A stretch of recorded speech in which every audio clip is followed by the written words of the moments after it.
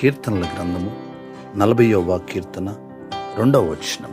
ఆయన నన్ను పైకెత్తెను, నా పాదములు బండ మీద నిలిపి నా అడుగులు స్థిరపరచెను.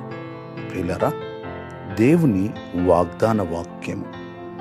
భక్తుడు తన అనుభవంలో నుండి చెప్పుచున్న మాటలు. అవును ప్రియులారా, ప్రభువు మనలను పైకి లేవనెత్తి మన పాదములను స్థిరపరిచి బండ మీద నిలవబెట్టి మన అడుగులను స్థిరపరుస్తాడు.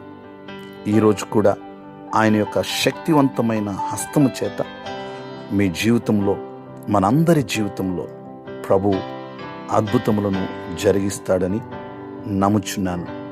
ప్రార్థన.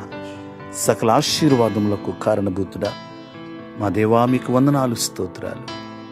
మీరిచ్చిన వాగ్దాన వాక్యమును బట్టి వందనాలు.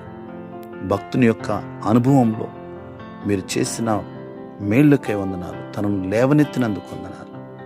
ఈ రోజును కూడా ప్రభువా, ఈ వాగ్దాన వాక్యం విని ప్రార్థనలో ఏకీభవించిన ప్రతి ఒక్కరిని, వారు ఏ స్థలముందున్నప్పటికీ కూడా, వారు ఏ స్థితిలో ఉన్నప్పటికీ వారిని ప్రభు లేవనెత్తి అయా వారిని బలపరిచి ప్రభు వారి అడుగులను స్థిరపరిచే దేవుడుగా మీరున్నందుకు వందనాలు, స్తోత్రాలు.